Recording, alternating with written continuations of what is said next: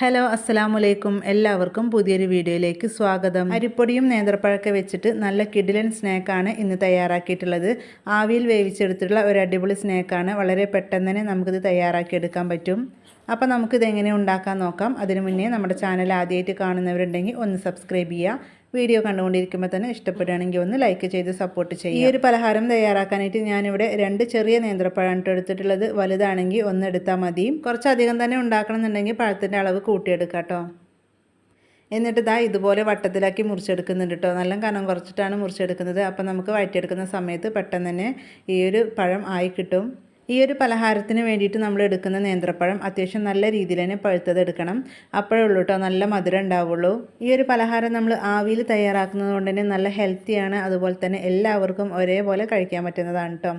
അപ്പോൾ പഴമൊക്കെ ഞാനിവിടെ മുഴുവനായിട്ട് മുറിച്ചെടുത്തിട്ടുണ്ട്. ഇനി നമുക്കിതൊന്ന് വഴറ്റിയെടുക്കാം. പഴം ഒന്ന് വഴറ്റിയെടുക്കാൻ വേണ്ടിയിട്ട് ഞാനിതുപോലെ ഒരു പാത്രം വെച്ചിട്ടുണ്ടായിരുന്നു. അതിലേക്ക് 1 ടേബിൾ സ്പൂൺ നെയ്യാണ് കേട്ടോ ഒഴിച്ചു കൊടുത്തിട്ടുണ്ടായിരുന്നത്. അപ്പോൾ നെയ്യിന് പകരം നിങ്ങൾക്ക് സൺഫ്ലവർ ഓയിൽ വേണമെങ്കിലും ഒഴിച്ചു കൊടുക്കാം. നെയ്യിൽ നമ്മളിത് വഴറ്റിയെടുക്കുമ്പോൾ നമ്മുടെ പലഹാരത്തിന് ഒരു പ്രത്യേക ടേസ്റ്റ് ആയിരിക്കും. മീഡിയം ഫ്ലെയിമിൽ ഒരു 3 മിനിറ്റ് നേരം വഴറ്റിയെടുക്കുമ്പോഴേക്കും ഇത് റെഡി ആയിട്ട് കിട്ടും. ഇപ്പോൾ പഴം നല്ലപോലെ ചൂടായിട്ട് വന്നിട്ടുണ്ട്. ഇനി ഇതിലേക്ക് 2 ടീസ്പൂണോളം പഞ്ചസാരയാണ് കേട്ടോ ചേർത്ത് കൊടുക്കുന്നത്. അപ്പോൾ ഒരുപാടൊന്നും ചേർത്ത് കൊടുക്കുന്നില്ല, വെറും 2 ടീസ്പൂൺ മാത്രമാണ്. ഈ ഒരു സമയത്ത് പഞ്ചസാര ചേർത്ത് കൊടുത്തിട്ടുണ്ടെങ്കിൽ പഴം നല്ലപോലെ സോഫ്റ്റായിട്ട് കിട്ടും. അപ്പോൾ അതാ പഞ്ചസാരയൊക്കെ ചേർത്ത് കൊടുത്തിട്ടുണ്ട്. ഇനി വീണ്ടും നമുക്ക് ഇതുപോലെ തന്നെ ഒന്ന് ഇളക്കി കൊടുക്കാം. ഒരു 2 മിനിറ്റൊക്കെ ആയപ്പോഴേക്കും നമ്മുടെ പഴം ഇതുപോലെ ആയിട്ടുണ്ട് കേട്ടോ. ഒരു 3/4 ഭാഗത്തോളം ആയിട്ട് കിട്ടിയിട്ടുണ്ട്. അപ്പോൾ ഒന്നും കൂടെ ഒന്ന് സോഫ്റ്റായിട്ട് വരണം. അപ്പോൾ നമ്മളിങ്ങനെ ഇളക്കി കൊടുക്കുന്ന സമയത്ത് ഇടയ്ക്കിടയ്ക്ക് ഇങ്ങനെ ഇതുപോലെ ഒന്നിങ്ങനെ തവി വെച്ചിട്ടൊന്ന് പ്രസ് ചെയ്ത് കൊടുക്കുക കേട്ടോ. നല്ല പഴുത്ത പഴമായതുകൊണ്ട് തന്നെ പെട്ടെന്ന് ഇതൊക്കെ ഉടഞ്ഞ് കിട്ടും. അപ്പോൾ നമ്മൾ നേരത്തെ 2 ടീസ്പൂൺ പഞ്ചസാര ചേർത്ത് കൊടുത്തിട്ടുണ്ടായിരുന്നു. ഇനി ഒരു പലഹാരത്തിന് ആവശ്യമായിട്ടുള്ള പഞ്ചസാര ഈ ഒരു സമയത്താണ് കേട്ടോ ചേർത്ത് കൊടുക്കുന്നത്. അപ്പോൾ ഇതൊക്കെ ചേർത്ത് കൊടുക്കുന്നത് നമ്മുടെ മധുരത്തിനനുസരിച്ച് ചേർത്ത് കൊടുക്കുക. ഞാനിവിടെ ഒരു 4 ടീസ്പൂണോളാണ് ചേർത്ത് കൊടുത്തിട്ടുള്ളത്. ഈ ഒരു പഞ്ചസാരക്ക് പകരം നിങ്ങൾക്ക് ശർക്കര വേണമെങ്കിൽ ചേർത്ത് കൊടുക്കുക കേട്ടോ. അപ്പോൾ ഒരു 1/4 കപ്പോളം ശർക്കര ചീകിയത് ചേർത്ത് കൊടുത്താൽ മതി. ഇത് അത്യാവശ്യം നല്ല രീതിയിൽ മധുരമുള്ളൊരു പലഹാരമാണ് കേട്ടോ. ഇപ്പോൾ അത് നല്ലപോലെ മിക്സ് ചെയ്തെടുത്തിട്ടുണ്ട്. ഇതുപോലെ വേണം കിട്ടാൻ. അപ്പോൾ നല്ല സോഫ്റ്റായിട്ട് എല്ലാം തന്നെ ഉടഞ്ഞ് കിട്ടിയിട്ടുണ്ട്. ഇനി ഇതിലേക്ക് കുറച്ച് തേങ്ങയാണ് ചേർത്ത് കൊടുക്കുന്നത്. ഏകദേശം ഒരു 1/2 കപ്പിൻ്റെ അടുത്ത് ചേർത്ത് കൊടുക്കുന്നുണ്ട്. 1/2 കപ്പ് മുതൽ 3/4 കപ്പ് വരെ ചേർത്ത് കൊടുക്കുക കേട്ടോ. തേങ്ങയൊക്കെ കൂടുതൽ ചേർത്ത് കൊടുത്തിട്ട് തയ്യാറാക്കുമ്പോൾ ഒരു പ്രത്യേക ടേസ്റ്റ് ആയിരിക്കും. തേങ്ങ ചേർത്തിട്ട് ഈ ഒരു പഴത്തിലേക്ക് നല്ലപോലെ ഒന്ന് യോജിപ്പിച്ചെടുക്കുക കേട്ടോ. ഏറ്റവും ലോ ഫ്ലെയിമിലിട്ടിട്ട് ഈ ഒരു സമയത്ത് ചെയ്തെടുക്കുക. 1-2 മിനിറ്റോളം ഇതുപോലെ തന്നെ ഇളക്കി കൊടുക്കട്ടോ. ആ ഒരു സമയം കൊണ്ട് ഈ ഒരു തേങ്ങയുടെ പച്ചച്ചൊവയൊക്കെ ഒന്ന് മാറിക്കിട്ടും. ഇനി നമ്മുടെ ഈ ഒരു പലഹാരത്തിന് നല്ലൊരു ഫ്ലേവർ കിട്ടാൻ വേണ്ടിയിട്ട് ഇതിലേക്ക് ഒരു 1/4 ടീസ്പൂണോളം ഏലക്കാപ്പൊടി ചേർത്ത് കൊടുത്തിട്ടുണ്ട്. ഏലക്കാപ്പൊടിയും കൂടി ചേർത്ത് കൊടുത്തിട്ട് നല്ലപോലെ ഒന്ന് മിക്സ് ചെയ്തെടുക്കുക. ഇതിൻ്റെ കൂടെ തന്നെ നട്ട്സ് എന്തെങ്കിലും പൊടിച്ചതൊക്കെ ഉണ്ടെങ്കിൽ അത് ചേർത്ത് കൊടുക്കുക കേട്ടോ. അപ്പോൾ പ്രത്യേക ഒരു ടേസ്റ്റ് ആയിരിക്കും. അപ്പോൾ ഞാൻ അതൊന്നും ചേർത്ത് കൊടുത്തിട്ടില്ല. സിമ്പിളായിട്ടാണ് ഇവിടെ ഉണ്ടാക്കിയെടുക്കുന്നത്. അപ്പോൾ അതാ നല്ലപോലെ മിക്സ് ചെയ്ത് എടുത്തിട്ടുണ്ട് കേട്ടോ. അപ്പോൾ തേങ്ങയും പഴവും എല്ലാം നല്ല രീതിക്ക് തന്നെ യോജിച്ച് വന്നിട്ടുണ്ട്. അപ്പോൾ ഇത്ര മതി, നല്ല സോഫ്റ്റായിട്ട് കിട്ടിയിട്ടുണ്ട്. ഇനി കൂടുതൽ സമയം വെച്ചിട്ടുണ്ടെങ്കിൽ ഇത് ഡ്രൈ ആയി പോവും. അപ്പോൾ നമുക്കിനി ഫ്ലെയിം ഓഫ് ചെയ്തിട്ട് ഇത് വേറൊരു പാത്രത്തിലേക്ക് മാറ്റിയിട്ട് തണുക്കാനായിട്ട് വെക്കാം. ഇപ്പോൾ ഞാനിതാ വേറൊരു പാത്രത്തിലേക്ക് മാറ്റിയിട്ടുണ്ട്.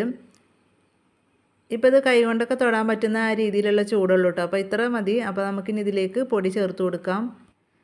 ഞാനിവിടെ അരിപ്പൊടിയാണ് കേട്ടോ ചേർത്ത് കൊടുക്കുന്നത്. വറുത്തതോ വറുക്കാത്തതോ ഏത് അരിപ്പൊടിയാണെങ്കിലും കുഴപ്പമില്ല. നല്ല നൈസായിട്ട് നമ്മൾ പത്തിരിക്കും ഇടിയപ്പത്തിനൊക്കെ എടുക്കുന്ന പൊടി ഉണ്ടല്ലോ, അതാണ് കേട്ടോ ചേർത്ത് കൊടുക്കേണ്ടത്. അപ്പോൾ ഞാനിവിടെ 1/2 കപ്പ് പൊടിയാണ് കേട്ടോ എടുത്തിട്ടുള്ളത്. അപ്പോൾ അത് മുഴുവനായിട്ട് ഇട്ട് കൊടുത്തിട്ടില്ല, കുറച്ച് ഇട്ടിട്ട് കുഴച്ചെടുക്കുകയാണ്. അരിപ്പൊടിക്ക് പകരം നിങ്ങൾക്ക് ഗോതമ്പ് പൊടി വേണമെങ്കിലും ചേർത്ത് കൊടുക്കാം കേട്ടോ. അപ്പോൾ ഗോതമ്പ് പൊടിനേക്കാളും കുറച്ച് ടേസ്റ്റ് കിട്ടുന്നത് അരിപ്പൊടി ചേർത്തിട്ട് ചെയ്യുമ്പോഴാണ്. ഇത് കുറച്ച് മധുരമുള്ളൊരു പലഹാരം ആയതുകൊണ്ട് തന്നെ ഇതിലേക്ക് ഒരു പിഞ്ച് ഉപ്പ് ഈ ഒരു സമയത്ത് ചേർത്ത് കൊടുക്കുന്നുണ്ട് കേട്ടോ. എന്നിട്ട് വേണം കുഴച്ചെടുക്കാൻ. അപ്പോൾ ആദ്യം കുറച്ച് പൊടി ചേർത്ത് കൊടുത്തിട്ടുണ്ടായിരുന്നു. അപ്പോൾ വീണ്ടും കുറച്ചും കൂടെ ഇട്ട് കൊടുക്കുന്നുണ്ട്. മുഴുവനായിട്ട് നമ്മൾ ചേർത്ത് കൊടുത്തിട്ടുണ്ടെങ്കിൽ പിന്നെ ഇതിലേക്ക് വെള്ളമൊക്കെ ചേർത്ത് കൊടുത്തിട്ട് വേണം കേട്ടോ കുഴച്ചെടുക്കാൻ. അപ്പോൾ ഈ ഒരു പഴത്തിൻ്റെ നനവിൽ തന്നെ നമ്മൾ ഉണ്ടാക്കിയെടുക്കുകയാണെങ്കിൽ ഒരു പ്രത്യേക ടേസ്റ്റ് ആയിരിക്കും. അങ്ങനെ വേണ്ട ഉണ്ടാക്കിയെടുക്കാൻ. അല്ലെങ്കിൽ ഒരുപാട് പൊടിയാവുമ്പോൾ ഇതിൻ്റെ ആ ഒരു ടേസ്റ്റ് ഉണ്ടാവില്ല. അപ്പോൾ ഞാനിവിടെ എടുത്ത പൊടിയിൽ നിന്ന് ഒരു 3/4 ഭാഗത്തോളം ഇട്ട് കൊടുത്തിട്ടുണ്ടായിരുന്നു. മുഴുവനായിട്ട് ഇട്ട് കൊടുത്തിട്ടില്ല. ഇത് നമ്മൾ കൈകൊണ്ട് കുഴച്ചെടുക്കുന്ന സമയത്ത് കയ്യിൽ ഒരുപാട് അങ്ങ് ഒട്ടിപ്പിടിക്കൊന്നുമില്ല കേട്ടോ. നമ്മൾ നെയ്യിൽ ഇത് വഴറ്റിയെടുത്തോണ്ട് തന്നെ.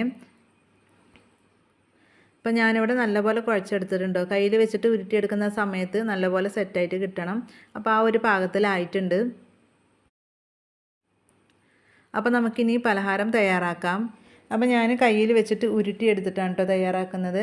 ഒരു ബോൾ ഷേപ്പിലാക്കി എടുക്കുകയാണ്. അപ്പോൾ നിങ്ങൾക്ക് ഏത് ഷേപ്പിൽ വേണമെങ്കിലും തയ്യാറാക്കി എടുക്കാം കേട്ടോ. ഇങ്ങനെ ചെയ്യുമ്പോൾ പെട്ടെന്ന് എല്ലാവർക്കും റെഡിയാക്കി എടുക്കാൻ പറ്റും. ഇത് നമ്മൾ ഉരുട്ടിയെടുക്കുന്ന സമയത്തും കയ്യിൽ ഓയിലോ അല്ലെങ്കിൽ നെയ്യോ ഒന്നും സ്പ്രെഡ് ചെയ്യേണ്ട ആവശ്യമില്ല കേട്ടോ. അല്ലാതെ തന്നെ ഇത് കറക്റ്റായിട്ട് കിട്ടും.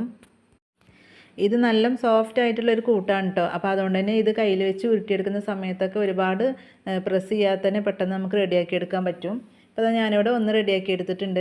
അപ്പോൾ ഞാനിവിടെ ഈ ഒരു വലിപ്പത്തിലാണ് മാവ് എടുത്തിട്ടുള്ളത്. ഒരു വലിയൊരു ചപ്പാത്തിയൊക്കെ തയ്യാറാക്കുമ്പോൾ നമ്മൾ എടുക്കുന്ന മാവുണ്ടല്ലോ, ആ ഒരു വലിപ്പത്തിലാണ് കേട്ടോ എടുത്തിട്ടുള്ളത്.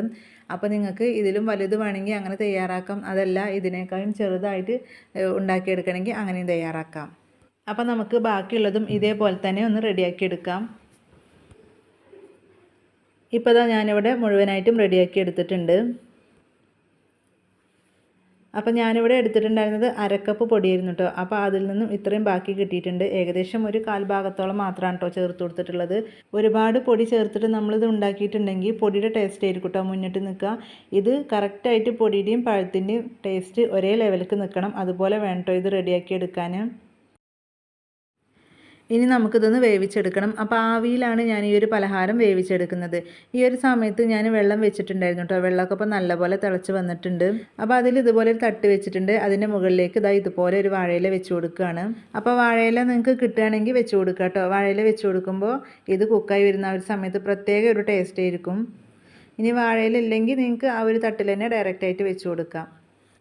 നല്ലപോലെ ആവി വന്നിട്ട് വെച്ച് കൊടുക്കുകയാണെങ്കിൽ പെട്ടെന്ന് തന്നെ ഇതായി കിട്ടും. ഞാനിവിടെ കുറഞ്ഞ അളവിലാണ് കേട്ടോ ഇത് തയ്യാറാക്കിയിട്ടുള്ളത്. അപ്പോൾ അതുകൊണ്ട് തന്നെ ഒറ്റ തവണ വേവിച്ചെടുക്കാനുള്ളതേ ഉള്ളൂ. അപ്പോൾ ഞാൻ നേരത്തെ പറഞ്ഞ പോലെ തന്നെ നിങ്ങൾക്ക് എത്രയാണോ പലഹാരം ആവശ്യം അതിനനുസരിച്ച് പൊടിയും പഴമൊക്കെ കൂട്ടിയെടുക്കാം കേട്ടോ. ഇപ്പോൾ മുഴുവനായിട്ടും വെച്ച് കൊടുത്തിട്ടുണ്ട്. ഇനി നമുക്കിത് അടച്ച് വെച്ചിട്ട് ഏകദേശം ഒരു 15 മിനിറ്റോളം കുക്ക് ചെയ്തെടുക്കണം കേട്ടോ. മീഡിയം ഫ്ലെയിമിലിട്ടിട്ട് കുക്ക് ചെയ്തെടുത്താൽ മതി. 15 മിനിറ്റ് ആകുമ്പോഴത്തേക്കും ഇത് റെഡിയായിട്ട് കിട്ടും. ഇപ്പോൾ ഒരു 15 മിനിറ്റ് ആയിട്ടുണ്ട്. ഇനി നമുക്ക് തുറന്ന് നോക്കാം. ഇപ്പോൾ നല്ലപോലെ കുക്കായിട്ട് വന്നിട്ടുണ്ട്. നമ്മൾ വാഴയിലൊക്കെ വെച്ചിട്ട് ഇത് കുക്ക് ചെയ്തുകൊണ്ട് തന്നെ ഒരു പ്രത്യേക സ്മെല്ലൊക്കെ വരുന്നുണ്ട്. തൊട്ട് നോക്കുമ്പോൾ ഒട്ടും ഒട്ടിപ്പിടിക്കുന്നൊന്നുമില്ല. ഇപ്പോൾ ഞാനിവിടെ വേറൊരു പാത്രത്തിലേക്ക് മാറ്റിയിട്ടുണ്ട്. അപ്പോൾ നേന്ത്രപ്പഴം അരിപ്പൊടിയൊക്കെ ഉണ്ടെങ്കിൽ വളരെ സിമ്പിളായിട്ട് തയ്യാറാക്കിയെടുക്കാൻ പറ്റുന്ന ഒരു അടിപൊളി പലഹാരമാണ് കേട്ടോ. ഒട്ടും പലഹാരങ്ങളൊന്നും തയ്യാറാക്കാൻ അറിയാത്തവർക്ക് പോലും ഇത് റെഡിയാക്കിയെടുക്കാൻ പറ്റും. ഈ ഒരു പലഹാരം അത്യാവശ്യം നല്ല രീതിയിൽ തന്നെ സോഫ്റ്റായിട്ട് ഇരിക്കുന്നതാണ് കേട്ടോ. ഇതിനി തണുത്ത് കഴിഞ്ഞാലും ഇത് നല്ലപോലെ സോഫ്റ്റായിട്ട് തന്നെ ഇരിക്കും. നേന്ത്രപ്പഴം അരിപ്പൊടിയൊക്കെ വെച്ചിട്ട് ഇതേ രീതിയിൽ ചെയ്ത് നോക്കിയിട്ടില്ലെങ്കിൽ തീർച്ചയായും ഒരു പ്രാവശ്യം ചെയ്ത് നോക്കട്ടോ. വളരെ സിമ്പിളായിട്ടുള്ള റെസിപ്പിയാണ്. അപ്പോൾ ഇത്രയേ ഉള്ളൂ നമ്മുടെ ഇന്നത്തെ ഒരു വീഡിയോ ഇഷ്ടപ്പെട്ട ഒന്ന് ലൈക്ക് ചെയ്യുക. അതുപോലെ തന്നെ നിങ്ങളുടെ അഭിപ്രായങ്ങൾ അറിയിക്കുക. ഫ്രണ്ട്സിനും ഫാമിലിക്കും ഷെയർ ചെയ്ത് സപ്പോർട്ട് ചെയ്യുക.